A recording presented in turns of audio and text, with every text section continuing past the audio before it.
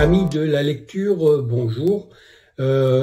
J'ai longtemps hésité en fait à savoir si j'allais mettre en place ou non des book hauls. Et je ne trouvais pas cela très pertinent par rapport à la démarche que je souhaite développer sur cette chaîne Booktube. Donc par conséquent, j'ai pris une décision et j'ai décidé que je n'en ferai pas.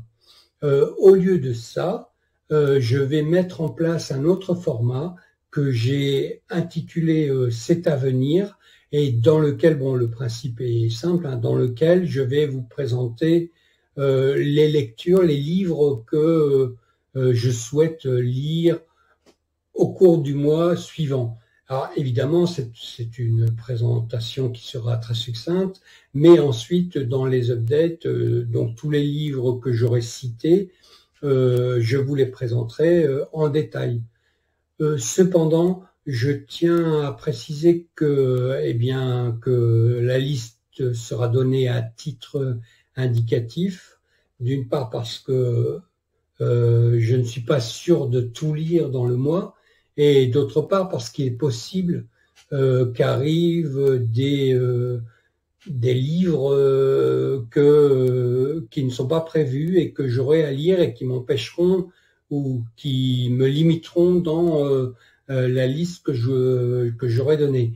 Par exemple, ça peut être des lectures communes. Alors pour l'instant, je n'en ai pas, mais ça peut arriver. Ça peut être aussi des SP, des services presse.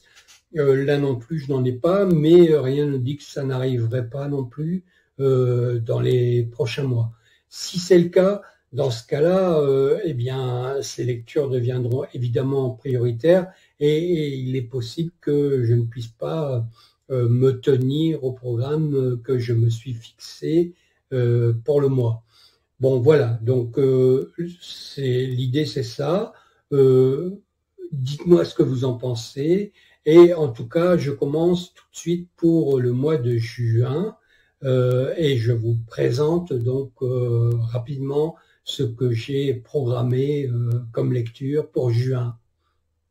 Alors d'abord, je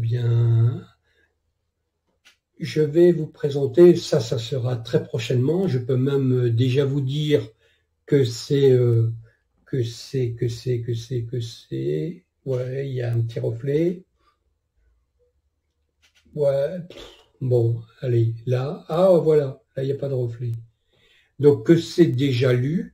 J'ai même déjà enregistré la présentation. Alors, comme j'ai un autre livre que je souhaite vous présenter en même temps, donc pour l'instant, donc ça, je l'ai terminé il y a 4 jours, je crois.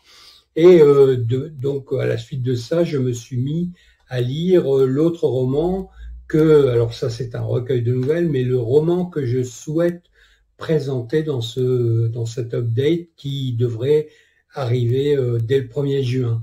Alors voici le roman, l'autre roman. Il s'agit donc du vol noir. Voilà, là on le voit assez bien. Oui, on le voit plutôt bien là. Donc de Martin Cruz Smith. Alors c'est un roman dont je vous parlerai aussi. En même temps que avec Suture. Je vous lis quand même à chaque fois, je ferai ça si ça vous embête pas. Je vous lis quand même la 4e de couverture. Donc, alors je vois pas très bien, c'est un peu sombre, voilà. Quand le vieil ermite Hopi confia à Youngman Duran, le shérif adjoint de la réserve, qu'il avait l'intention de mettre fin au monde, et commença à dessiner avec des sables de couleur d'étranges symboles sur le sol du désert, celui-ci ne le prit pas vraiment au sérieux. Mais le lendemain matin, le vieux sorcier était découvert, vidé de son sang, au beau milieu de son dessin. Et la nuit suivante, d'insaisissables nuées de chauves-souris vampires fondé sur l'Arizona. C'est prometteur. Alors voilà, regardez, donc toujours ces collections terreur avec des couvertures que que nous trouvons, je dirais, en général, tous les gens qui lisent ces collections terror les trouvent toujours très très bien. Et celle-là, elle est bien. Ensuite, donc ça sera pour mon premier update de juin. Ensuite, je crois j'en ferai un tous les 8-10 jours, 10 jours quoi. Je présenterai donc un roman d'un auteur actuel qui s'appelle Maxime Herbeau, Un chien d'enfer. Alors là aussi, je vais vous lire la 4e de couverture. Donc il faut que je m'abaisse, sinon j'ai pas de lumière. Au retour d'une soirée à l'Opéra de Lille, un jeune couple est victime d'un grave accident de voiture. À son réveil à l'hôpital, Félix apprend qu'Ambre est décédée. Il se retrouve aussi affublé d'un chien qu'il n'a jamais vu, un Jack Russell, espiègle et affectueux qui ne quitte plus sa chambre. Félix le nomme Frisbee et tente de reconstruire sa vie avec lui. Mais une série d'événements étranges va lui faire comprendre que ce nouveau compagnon n'est pas ce dont il a l'air. Ce dont il a l'air. À mesure que les pouvoirs surnaturels de Frisbee se révèlent, les questions se font plus pressantes. Qui est-il? D'où vient-il? Quels sont les risques à le garder? Mais la plus importante, est-ce lui qui a provoqué l'accident? Là aussi, ça donne envie. Avec ce roman, je vous présenterai un autre roman d'un auteur qui, lui, est assez connu, dans un style très différent, qui s'appelle donc Jonathan Carroll. Donc, c'est Os de lune. Et je vous lis la petite 4e de couverture. Entre rêve et réalité, une jeune femme est partagée entre deux mondes, entre deux vies. Dans la première, elle est la mère d'une adorable petite fille dans le New York de la fin des années 80. Et dans la seconde, elle parcourt avec un garçon qu'elle n'a jamais eu l'étrange monde de... Donc un gars... Oui, pardon, je relis. J'ai mal rythmé. Donc, elle parcourt avec un garçon qu'elle n'a jamais eu l'étrange monde de Rondua, où les animaux parlent et où le danger rôde. Et vous en saurez plus quand je l'aurai lu. Le 3e, pour juin, le 3e projet d'update en lecture que je vais présenter. Donc cette fois il s'agit d'une jeune autrice, c'est son premier roman. Donc le voici, c'est la dernière Chita. Alors je pense que, je sais pas, parce qu'il existe, ce terme existe en espagnol ainsi qu'en japonais. Je pense que ça fait plus, mais je demanderai éventuellement à l'autrice ce qu'il en est. Je pense que ça fait plus référence aux fans, en fait, qui rédigent des histoires avec des personnages par exemple de leur manga favori, à la notion espagnole qui, elle, évoque plus le terrorisme. Mais je me renseignerai, je lui enverrai un petit message pour avoir plus de précision. Je vous lis également donc cette 4e de couverture. Céleste est une adolescente en plein questionnement. Elle vit à Astiar, un monde dans lequel chaque jeune arrivé à l'âge de raison se transforme en une évolution mi-animale, mi-humaine. Malheureusement, Céleste dénote. Elle ne se transforme pas malgré la pression de son entourage qui l'incite à trouver sa voie. Éprise de vérité et de liberté, incomprise par sa famille, sans amis à part son fidèle chat, elle s'interroge continuellement sur toutes les incohérences qu'elle relève dans son univers.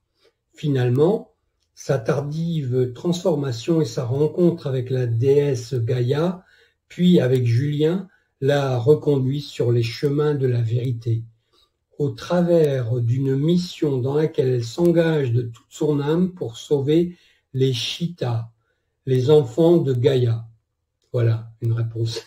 Elle va affronter des dangers et des obstacles qui l'obligeront à se dépasser jusqu'à trouver les réponses à ces questions. Alors, c'est de la science-fiction, et ce qui m'a incité à lire ce livre, c'est que, en fait, l'autrice présente ça comme de la science-fiction philosophique, et cela m'a interpellé. Donc, je voudrais en savoir plus, là aussi. Donc, je pense que ce sera vers la 3e semaine de juin. Je vous présenterai ce roman dans un update. Avec ce roman, j'en ai choisi un autre. Donc, il s'agit d'un roman de Joachim Korbert, Effraction mentale. Là aussi, je ne l'ai pas lu, donc je vous lis cette 4e de couverture, Ami. Alors, je l'ai choisi parce que le personnage, comme donc dans la dernière Cheetah, est adolescent. Donc, Ami, 16 ans, est tenté par le jeune homme au regard troublant qui, dans ses rêves, l'appelle au secours en répétant inlassablement « Je ne suis pas un assassin ». Chaque fois que cela se produit, son chien, Wolf, grogne, comme s'il percevait une menace. Dans le même temps, le père d'Ami, spécialiste en télépathie, découvre que l'institut de recherche où il vient d'être embauché cache dans le plus grand secret un bien mystérieux prisonnier. Qui est donc ce jeune télépathe doué du pouvoir exceptionnel de pénétrer à volonté dans le cerveau d'autrui? Partout où il passe, il semble semer la mort. Ami et son père sont-ils les jouets d'un dangereux meurtrier ou les seuls à pouvoir sauver la victime d'un secret défense aux objectifs monstrueux? Intriguant. Je le mets de côté pour un update donc de juin. Alors, on en est au 4e. Donc celui-là, je vous le présente, mais je ne sais pas si je pourrais le faire en juin ou si ça sera plutôt en juillet. On verra à quel rythme je lis. Et dans cet update de fin juin, je souhaite vous présenter un roman donc plus connu qui est donc Le Postier. Le Postier de Bentley Little.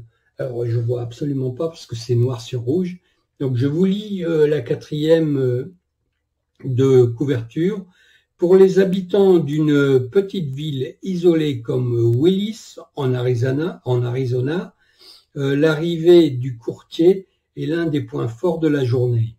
Autrefois, on l'attendait avec une impatience mêlée de curiosité. Mais maintenant, il y a un nouveau facteur. Tout à coup, les factures se perdent. Des lettres embarrassantes arrivent là où il ne faut pas. De noirs secrets sont soudain livrés à la connaissance de tous et des gens commencent à mourir. Peu à peu, la peur et la suspicion s'installent. C'est désormais dans la terreur que l'on guette le courrier. Bon, c'est déjà le cas pour un certain nombre de courriers. C'est peut-être pas encore la terreur, mais bon, parfois ça fait peur. Et si derrière son air amical et son sourire immuable, le nouveau facteur était tout simplement l'incarnation du mal. Alors, je le mets de côté. J'espère en juin, sinon ce sera début juillet. L'autre roman que je souhaite vous présenter pour la fin juin, c'est Noire Magie. Noire Magie de Tom Tryon. Je ne sais pas exactement comment on prononce Tryon. Alors, je vous lis la petite 4e de couverture. Pouvoir de l'illusion ou illusion du pouvoir. Du jour où il rencontre le vieil homme, Michael, jeune prestidigitateur qui rêve de devenir le plus grand magicien du monde, n'a de cesse de le retrouver, car il est persuadé que ce vieillard, à la fois ridicule et effrayant, possède la connaissance avec un C majuscule. Le secret de la magie nocturne, le pouvoir absolu. Malgré les vaines mises en garde de son amie Émilie, Michael poursuit et traque celui qu'il veut pour maître. Mais, contrairement à ce qu'il croit, ce n'est pas lui le chasseur, puisque de toute éternité, le grand Wurlitzer l'a choisi pour en faire son successeur et effectuer enfin son grand départ. Wurlitzer sera donc son professeur, son mentor, et lui apprendra tout ce qu'il sait, mais à quel prix? Tentant. Et enfin, donc pour terminer cet avenir de juin, je souhaiterais également vous présenter un troisième roman, donc qui est d'Andrew Neiderman et qui s'intitule Confessions androgynes. Alors, ce roman, je l'ai découvert par une autre chaîne, donc BookTube, qui est donc mes lectures de l'horreur, et c'est elle qui en a parlé, et en parlant, donc ça m'a donné envie de l'acquérir et de le présenter. Je vous lis la troisième de couverture, la quatrième, la quatrième de couverture. Le mal n'attendait pour triompher que cette occasion. Clea Cave, une superbe jeune femme et actrice de cinéma, se réveille un matin à côté du corps sans vie de son amant horriblement mutilé. Cléa sait que le meurtrier est Richard, qui a tué l'amant par jalousie. Mais Richard est en elle, puisqu'ils sont de la race des androgynes, et que leurs deux âmes, liées en un seul corps, sont vouées à tout partager. Cette fois, Cléa a décidé d'en finir avec Richard et avec leur nature commune.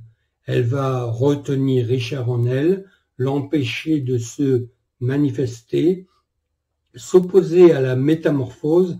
Pire, elle va tout raconter à l'inspecteur Mayer, au risque de condamner tous les siens. On verra. Voilà pour le programme de juin. Bon, à mon sens, il n'est pas trop copieux, même s'il y a quand même, je crois en tout, une petite dizaine de romans, sachant que j'en lis d'autres aussi en parallèle, que je ne présente pas, mais dont je parle sur mon profil Insta un peu. Donc ça fait quand même pas mal de lectures. Et il est possible donc que je ne puisse pas remplir non pas ce contrat, mais cette présentation. Voilà, je vais m'arrêter là et je vous remercie de votre attention et je vous dis donc à très bientôt pour l'update lecture de tout début juin, du 1er juin, donc avec Suture et le vol noir. À bientôt.